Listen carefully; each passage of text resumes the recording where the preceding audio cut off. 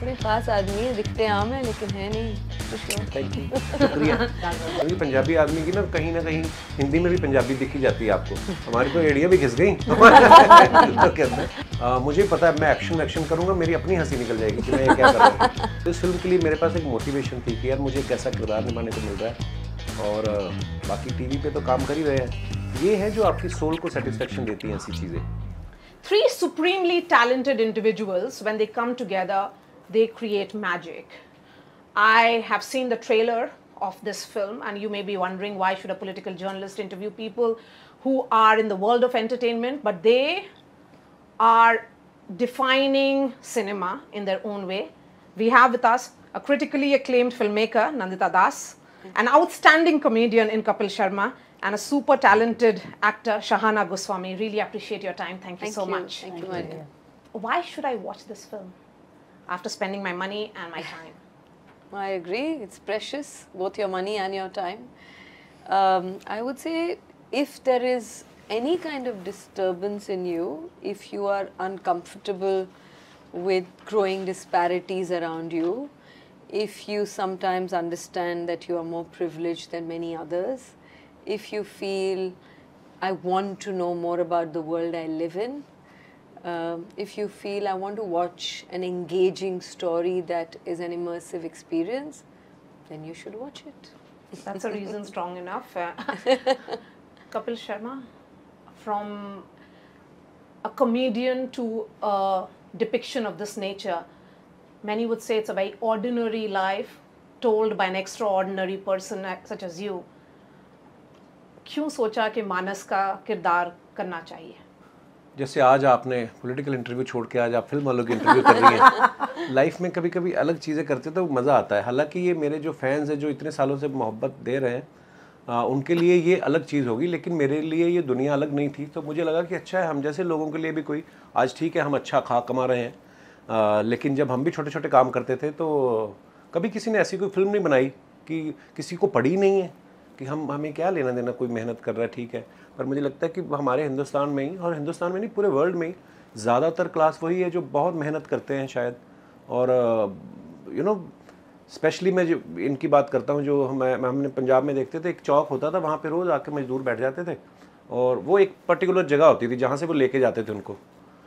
तो वहाँ पे भी कभी होता था कि 10 मजदूर बैठे हुए किसी को 4 चाहिए, तो वहाँ पे ना एक छोटी छोटी चीज़ें जो हम देखते हैं कि अगर 150 रुपया दिहाड़ी का तो भाजी मैंने 120 दो मैं चलता। तो वो मैंने ना कहीं वो देखे ऐसे, हाँ आई एम श्योर हर जगह होता है। सो मैम ने जब ये कहानी सुनाई मुझे तो मुझे लगा कि यार ये दिल वाली चीज़ है, क्योंकि ये इनके बारे में जो मेरी राय है इनके मिलने से पहले की दिख जाता है आपको, है ना, एज एन एक्टर भी और एज एन डायरेक्टर। मुझे लगा ये दिल से ही काम करती हैं।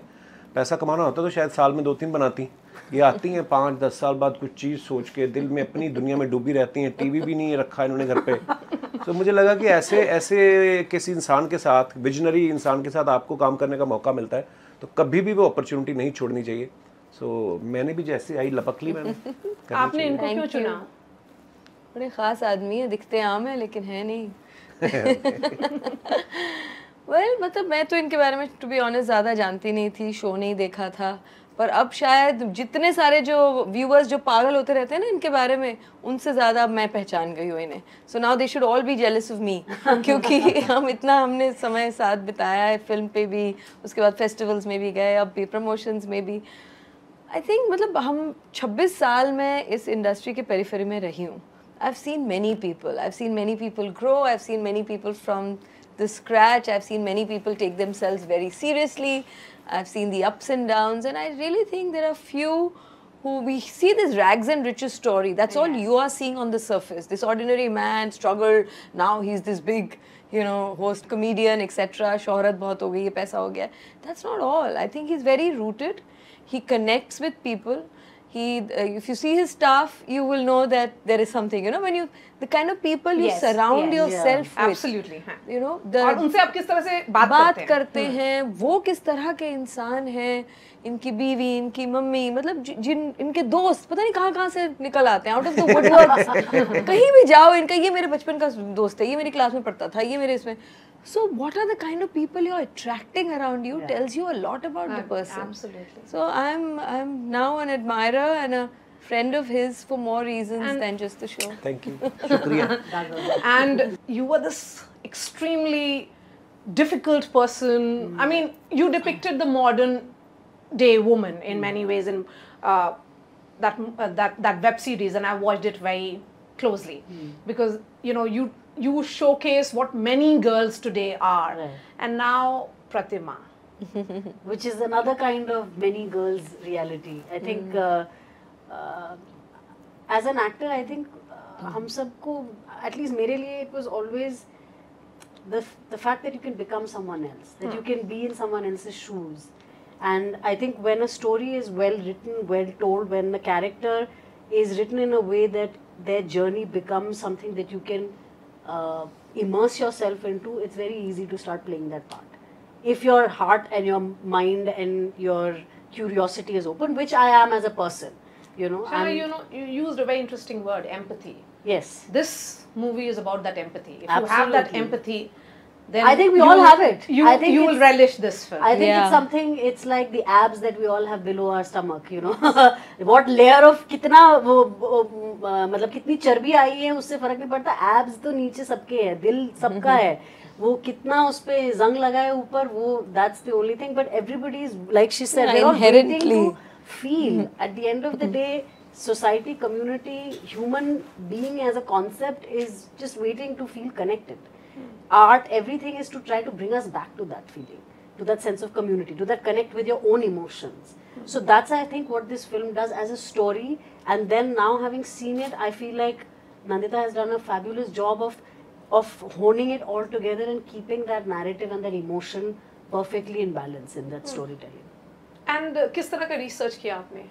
क्योंकि आपने एक बहुत अच्छी story अपनी share की है, मैंने interviews पढ़ा है, उसमें आपने बताया था कि your wife had ordered a cake. सच्ची बताऊं, मैंने रिसर्च नहीं की, मेरे पास अपना खुद का डाटा इतना है ना, क्योंकि हम सब ये करते हुए आए हैं, क्योंकि टीवी पे तो बहुत देर बाद चांस मिला कुछ करने का. उससे पहले छोटे छोटे काम तो करते रहे हम सब. और आप जब सड़क पे निकलते हो, आपकी आंखें खुली हैं, कान सुन रहे हैं, ये सब दुनिया आप देखते ही हो. सो मेरे लिए इतना मुश्किल नहीं था, सच बताऊं तो. हाँ, लैंग्वेज नई थी मेरे लिए बोलने के लिए नॉर्मली, क्योंकि पंजाबी आदमी की ना कहीं हिंदी में भी पंजाबी दिखी जाती है आपको.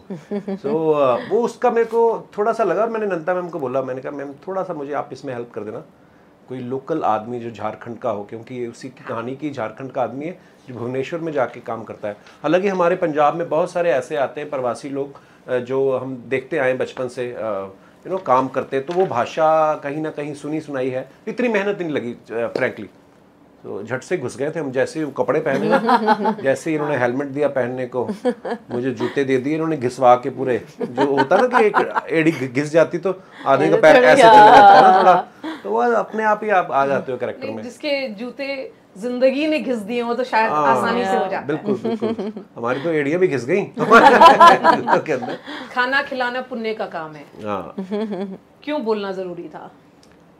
अच्छा, ये था तो फिल्म में डायलॉग, लेकिन मैं पता नहीं कितने सालों से सुनता आ रहा हूँ. और मैं जिस शहर से आता हूँ उस शहर की खासियत ये है, वहाँ कोई भूखा नहीं सोता है. क्योंकि हमारे गुरुओं ने वहाँ पे जो लंगर की प्रथा शुरू की, आप देख लो, आप कभी दरबार साहब जाओ, है ना, गोल्डन टेम्पल, हज़ारों लोग, 24/7 लंगर चल रहा है, कितने सालों से चल रहा है. सो वो शुरू से ही हमारे कल्चर में ही है, हमारी बातों में ही है, खाना खिलाना पुण्य का काम है. पर ये स्क्रिप्ट में मैंने बड़ा बखूबी एक मेरे मुंह से निकलवाया है वो डायलॉग. अच्छी, हाँ, वो एक्चुअली खाना सर्व कर रहा है, पुण्य का काम है, हम हर आदमी को लगता है ऐसा. So Nanda, because when you watch that trailer, there are certain parts that come out of it, but we do not know that it is set, or the genesis of this film is actually during the time of pandemic. Was it because we were all stuck at home, we did not have anywhere to go, and our one-way connect to the world outside was perhaps these delivery boys? Yes, it's absolutely true.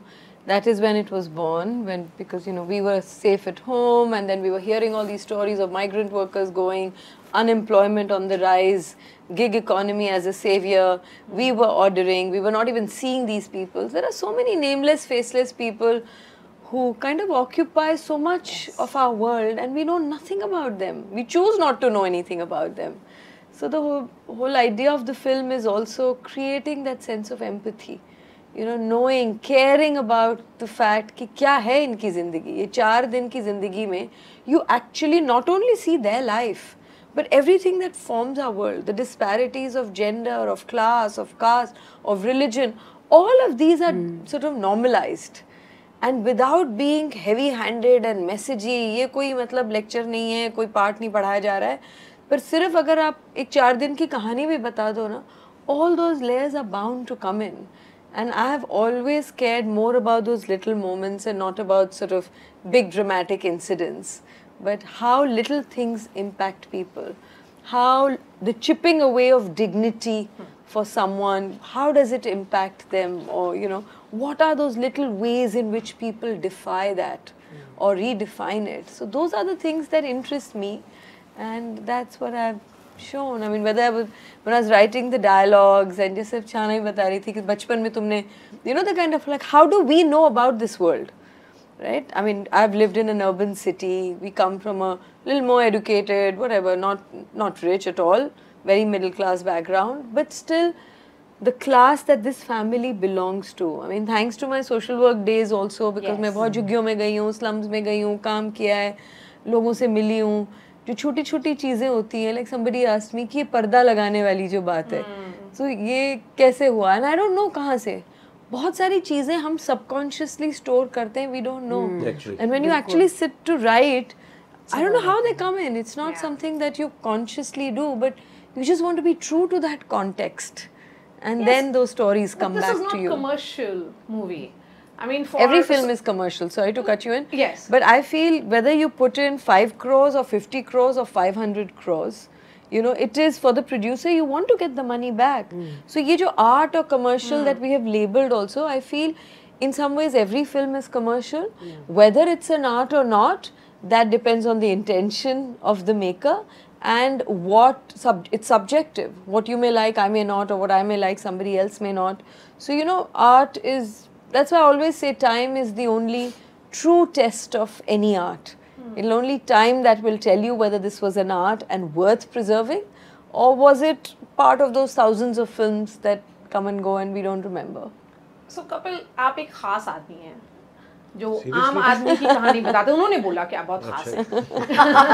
तो जब आप ये खास आदमी, वो चाहता है कि जब बड़े पर्दे पे लॉन्च हो तो बड़े तरीके से हो, आवाज़ बने, साउंड आए, इफेक्ट के साथ हो, आपको ऐसा नहीं लगा?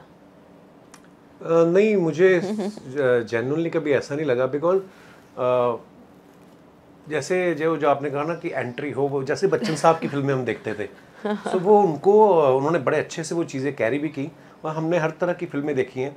और मैं आजकल जो जैसा माहौल चल रहा है ना, यू नो, आजकल आपके पास पूरा वर्ल्ड सिनेमा अवेलेबल है OTT के ऊपर.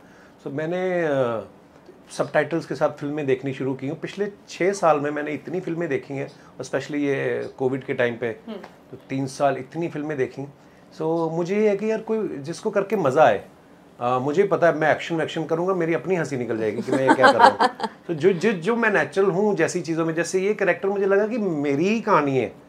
मतलब 2007 में चला जाऊँ मैं अगर, सितंबर महीने. हाँ बिल्कुल, 2007 से पहले तो हम यही सब कर रहे थे ना. 2006 तक तो मुझे पता ही नहीं था, वही छोटे छोटे काम कर रहे थे. तो 2007 में चलो टीवी आ गया, उसके मतलब शुरुआत हो गई, तो फिर ठीक था. सो मैं बड़ा ग्रेटफुल हूँ कि मुझे ऐसी कहानी करने को मिली. दूसरी भी करेंगे. अब जैसे पहली फिल्म करी थी उसमें ऐसा ही था कि बड़ी महंगी गाड़ी में एंट्री कर रहा हूँ और 4 बीवियाँ हैं मेरी, है ना. तो वो भी की है मैंने, और वो बड़ी अच्छी सुपर डुपर हिट फिल्म थी वो, है ना. पर हाँ, अलग अलग चीज़ें जितनी करने को मिलती हैं, I think, I am sure her actor, आप भी इस बात से सहमत होंगे कि नया कुछ करने को मिलता रहे तो अच्छा है. हालांकि ये मेरे लिए नया नहीं था, पर जो लोग मुझे टीवी पे देख रहे हैं उनके लिए ये बिल्कुल नया होगा. मुझे ऐसा किरदार करते हुए फिल्में करने का है प्लान. हाँ बिल्कुल, बहुत ज़्यादा. अभी ये करके मज़ा बड़ा आया मेरे को. और OTT पे वेब सीरीज भी बिल्कुल. पता कि मैं जो अच्छा कॉमेडी करता हूँ, मोहब्बत बहुत मिली मुझे लोगों को. अरे यार आप एक्टिंग भी अच्छी कर लेते हो. वो मुझे दुख देती कभी कभी चीज़. मैंने कहा अच्छा किसी एक्टर को बोल के दिखाओ, ये मेरा शो करके दिखाए, है ना. मतलब इजी नहीं है वो भी, पर वो ये कहीं ना कहीं होता है ना. जैसे अक्षय भाजी हमेशा बोलते हैं कि यार, कहते वो हमेशा एक बात अप्रिशिएट करते, कहते कॉमेडी सबसे ज़्यादा एक्चुअली मुश्किल काम है. लिखना भी, लिखने वाले बहुत कम है, और टाइमिंग आपकी नेचुरल होनी चाहिए. अगर भगवान ने दी है तो ठीक है, नहीं तो नहीं हो सकता। सो वो तो मैं करूँगा, मुझे मज़ा आता है। पर हाँ, ये मैं बड़ा ग्रेटफुल हूँ मैम का, इन्होंने मुझे ऑफर की ऐसी फिल्म। लोग मुझे सीरियसली लेना शुरू कर दिए हैं। बड़े अच्छे अच्छे दिल्ली में कल जब स्क्रीनिंग हुई, अब अच्छे कुछ हमारे दोस्त थे जो MPs हैं वो आए देखने, कुछ पुलिस ऑफिसर सीनियर। मैंने तो मेरे अपने वैसे वाले दोस्त ही बुलाए थे कि मैं कहा अच्छा, इन्होंने हमेशा मुझे हल्का फुल्का काम करते देता है, हंसाते देखा है, तो उनकी नज़रों में जो गर्व था ना मेरे लिए, वाओ, वेरी गुड जॉब। लेकिन कपिल, हंसाना बहुत ही मुश्किल का काम हो गया है आज की जिंदगी में। I think it's also a great responsibility. I mean, for a comedian to make people laugh. आज की जिंदगी में हंसते कहाँ हैं हम? और आई थिंक इनकी शो की खासियत और इनकी कॉमेडी की खासियत ये है कि वो आम जिंदगी की चीजें लेके ही हंसाते हैं। ऐसा नहीं कि कुछ मतलब ये जो इनका कंटेंट है इट्स सो रिलेटेबल, बिकॉज लोग जो सच्चाई है अपनी जिंदगी की, अपनी हिपोक्रेसीज है, अपनी कुछ वो है जो हम सब रिलेट कर पाते हैं, उन चीजों को लेके उनका मजाक उड़ाते हैं, अपना खुद का मजाक उड़ाते हैं वो, you know, like that is the thing that connects. And shooting in Bhubaneswar, what was it like? It was lovely. It's I mean I think हम सबके लिए, at least for the two of us, पहली बार हम लोग वहाँ थे, लेकिन it people were so lovely, so helpful, so accommodating. Shooting के वक्त इनके साथ शूट करने के टाइम पे इतने सारे लोग भीड़ बनाते थे, लेकिन अगर बोल दे कि प्लीज थोड़ी देर के लिए रुक जाइए, हम लोग शूट करें, थोड़ा सा पीछे हो जाइए, क्योंकि अनटच्ड रहा है ना वहाँ पर, इतनी शूटिंग्स हुई नहीं है। जब उनको भी उसका चस्का लग जाएगा शायद वो भी मतलब बाकी जगह की तरह हो जाएंगे। Homecoming for you? Kind of. I mean, I'm half Odia. My father is from Odisha, and all my life people have thought I'm Bengali, so I'm an adopted Bengali. But I just thought that there are so many different parts of our country that we never see in our films, and I had the opportunity to set it actually in any two-tier city, but I decided I'll do it in Bhubaneswar. And Kapil, comedy is your bread and butter. और आपने अभी बोला है recently अपनी तो दुकान चल रही है इसके अलावा कुछ a bit of sugar will not be a bad idea. मुझे यही लगता है कि हाँ, सिर्फ काम करने के लिए मुझे फिल्में नहीं करनी है। मतलब वही है कि मेरा टीवी पे बहुत अच्छा, और मैं बहुत बिजी भी रहता हूँ क्योंकि बाई वीकली शो बनाना, उसमें बहुत टाइम जाता है, मेहनत जाती है। तो उसके बावजूद अगर आपको, जैसे इस फिल्म के लिए हमने शो भी चल रहा था तो हमने बैंक बनाना पड़ता है, और हफ्ते में 2 दिन शो आता है, वही बहुत मुश्किल होता है बनाना। फिर आपको 4 बनाने पड़ते हैं और 2 उसी हफ्ते खर्च हो जाते हैं। आपको बहुत ट्रिपल 4 टाइम मेहनत करनी पड़ती है कि अगर आपको बैंक बना के निकलना है। सो उतनी मेहनत करने के लिए आपको उतनी मोटिवेशन भी चाहिए होती है। सो इस फिल्म के लिए मेरे पास एक मोटिवेशन थी कि यार मुझे एक ऐसा किरदार निभाने को मिल रहा है, और बाकी टीवी पे तो काम कर ही रहे हैं, ये है जो आपकी सोल को सेटिस्फेक्शन देती हैं ऐसी चीज़ें। सो ऐसा और भी करेंगे, और बनाओ ना आप ऐसी and the kind of response that you got in South Korea, what was it like? क्या लोगों ने आकर आपको बोला? यार मेरे लिए ना बहुत, एक तो मैं पहली बार विजिट किया साउथ कोरिया। हम लोग अमेरिका, कनाडा, इंग्लैंड, ऑस्ट्रेलिया हर जगह जाते हैं, इंडियंस हर जगह, वहाँ पे भी हैं, मतलब कंपेयर टू बाकी कंट्री साउथ कोरिया में कम है। तो वहाँ के लोग, मेरे लिए बिल्कुल नया एक्सपीरियंस था। मैं अपनी वाइफ को भी लेके गया, मैंने कहा देख बाकी जगह तो हम जाते रहते हैं, कोरिया शायद हम कभी मतलब घूमने भी नहीं जाएंगे, मतलब कभी मतलब इतना कभी रहा नहीं। सो पहली मुझे एक चीज़ उनकी बड़ी अच्छी लगी मैम, वो उन लोगों का अपने सिनेमा के लिए बड़ा प्यार है। उनके जो फिल्म स्टार भी थे, जो उनके कोरियन एक्टर्स, तो जिस होटल में हम ठहरे थे ना, वो सामने एक वॉल थी, जैसे एलए में जाओ वो क्या बोलते हैं, वॉक ऑफ फेम है ना, स्टार लगे, तो उन्होंने उनके हाथों पंजे के निशान लगाए हुए हैं, ऐसे उसको कवर करके नाम लिखे, तो मुझे बड़ी वो खूबसूरत बात लगी।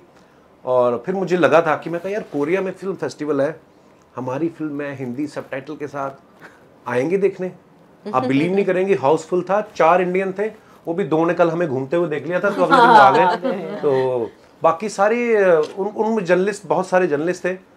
तो मैंने एक किस्सा बहुत सारे इंटरव्यूज में शेयर किया। मैं और मेरी भाई फिल्म देख रहे थे, तो बिल्कुल बगल वाली सीट में जब फिल्म खत्म हुई ना, गाना आता है लास्ट में, तो शी स्टार्टेड क्राइंग। मुझे लगा यार अच्छा इतना इसको कनेक्ट हो गई है। और फिर उसने सवाल भी शायद किया था हिंदी को लेके, कुछ और जो भी, तो हाँ बड़ा अच्छा रिस्पांस था मेरे लिए, क्योंकि मैंने फेस्टिवल कभी अटेंड नहीं किए थे, टोरंटो फिल्म फेस्टिवल भी मेरे लिए पहला था, और ये भी। सो अच्छा एक्सपीरियंस रहा मेरा। मैं चाहता था एक्चुअली और फिल्में भी देखें, पर हमें अपनी से ही फुर्सत नहीं मिली। So this is also about breaking of molds. The way these two actors are seen, they are recasting themselves, they are being reimagined by you. Yeah, but I mean, if I hadn't thought that they would get into the skin, I wouldn't have cast them. You know, I'm not here to break Kapil Sharma's mold or Shana Goswami's mold. I'm here to find my Manas and Pratima, to be honest. You know, like मैंने कोई जान के ऐसा कि अच्छा इन्होंने मुझे पैसे दिए कि भाई आप ऐसी कोई फिल्म बना दीजिए ताकि मेरी इमेज थोड़ी बदल जाए, लोग समझे कि मैं एक्टर भी हूँ, ऐसा कुछ नहीं था. So yeah, it was a story that I wanted to tell, and I just found two most wonderful human beings and actors to play them. So Kapil, ये आपका भी ब्रेकिंग ऑफ मोल्ड मोमेंट है. 10 साल से कॉमेडी शो के superstar हैं, अब लोग इस तरह से देखें आपको. मैंने भी एक्चुअली, मैं बताऊं कि मैंने भी कोई जानबूझ के नहीं, मेरे को कि मुझे इमेज चेंज करनी है. मैं अपनी इमेज से बड़ा खुश हूँ. मुझे जितना शायद प्यार से लोग मिलते हैं और जितने अपनेपन से मिलते हैं ना दूसरे फिल्म स्टार को, शायद वो झिझकते हैं. फैन तो उनके भी हैं, लेकिन वो पूछते हैं उनसे शायद आपसे फोटो खिंचवा लें. मुझसे तो कोई पूछता भी नहीं है, मुझे सीधा ही पकड़ लेते हैं, आ जाओ भाजी. तो वो जो प्यार मिला, मैंने कोई कोशिश नहीं की, पर हाँ एक एक्टर के तौर पे एक हमेशा ही एक कहीं ना कहीं वो भूख रहती है कि यार मुझे भी कुछ अच्छा रोल और मिले करने को. तो जब आप कुछ, मैं अब ये बात में बड़ा बिलीव करने लगा हूँ, जो आप मैनिफेस्ट करते रहते हैं या सोचें कि यार कुछ ऐसा आ जाए कुछ, तो वो आ जाती हैं चीज़ें आपके पास. तो हाँ, आ गई मेरे पास भी फिल्म. लेकिन ये होपलेसनेस की कहानी नहीं है, ये उम्मीद की कहानी है. Absolutely. बिल्कुल. और यही चीज़ है ना, human beings are so resilient. Through all their ups and downs, you cannot lose hope. I mean, I as a filmmaker also, in every film, all Firaq, Manto, इसमें भी, at the end I'm always, when I'm writing, I'm always thinking, what note do I leave the audience with? You know, because there is a part of me that is an eternal optimist and hopeful, but there's also a part of me that doesn't want to show an empty hope. It's rooted in reality. It wants to disturb. I want to make films that also disturb. And hopefully this film, when you're sort of ending it, it gives you a sense of hope, but not that you can immediately switch off and go buy your pizza.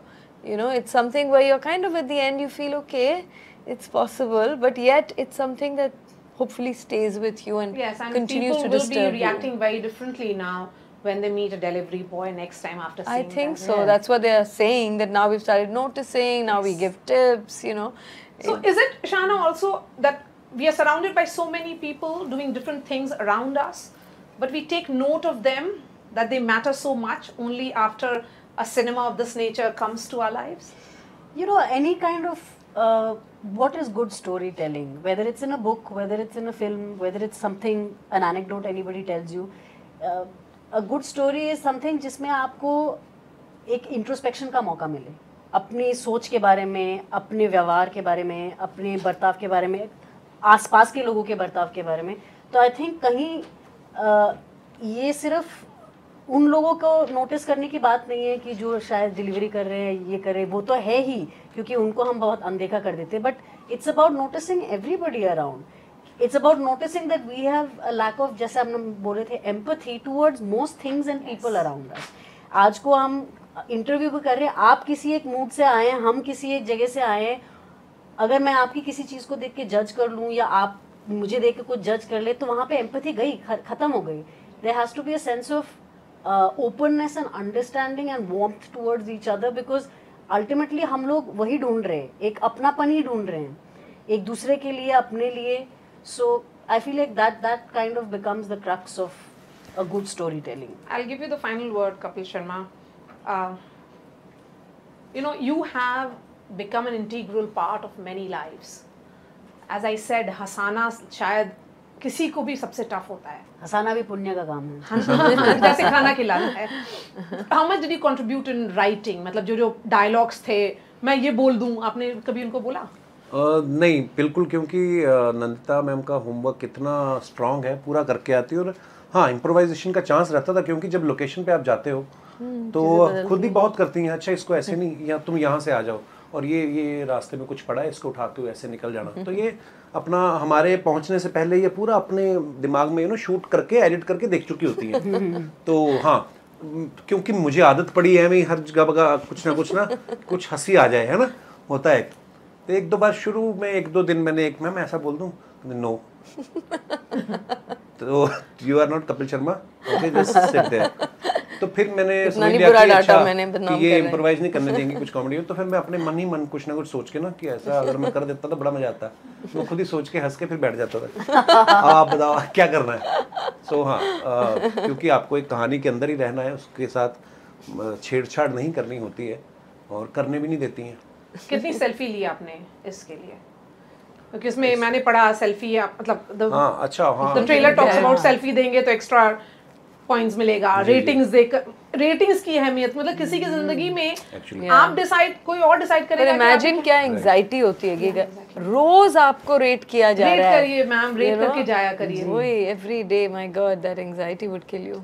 Tell us Kapil कि हम लोग थोड़ा सा जिंदगी में वो sensitivity लाएं, ratings में भी थोड़ा सा सेंसिटिवली रेट करें। अगर 5 मिनट देर से भी आए तो कोई दिक्कत जिंदगी में नहीं, फर्क पड़ जाएगा। मतलब आप 5 मिनट आपको भूख लगी है, 2 मिनट और वेट कर लोगे तो आपके घर में भी जब खाना बनता है, ऐसा तो नहीं जैसे आप बोलते हो ऐसे ही आ जाता है, टाइम लगता है और हो सकता है किस परेशानियों में। अच्छा, जब से हमने ये फिल्म की ना, हमें ऐसे वीडियोस बड़े भेजने लगे लोग ट्विटर पे, तो पता नहीं कहाँ का वीडियो था, मुझे शहर का नहीं पता, पर हाँ किसी ने भेजा और एक डिलीवरी बॉय जा रहा था, फटाफट खड़क से उसकी बाइक ठुक गई और वो गिर गया। तो उसने उठ के देखा नहीं कि मुझे चोट लगी कि नहीं लगी, फिर बैठा फिर निकल गया। सो आप देखो कि वो शायद ये माइंडसेट के साथ जा रहा है या मेरी डिलीवरी ना लेट हो जाए।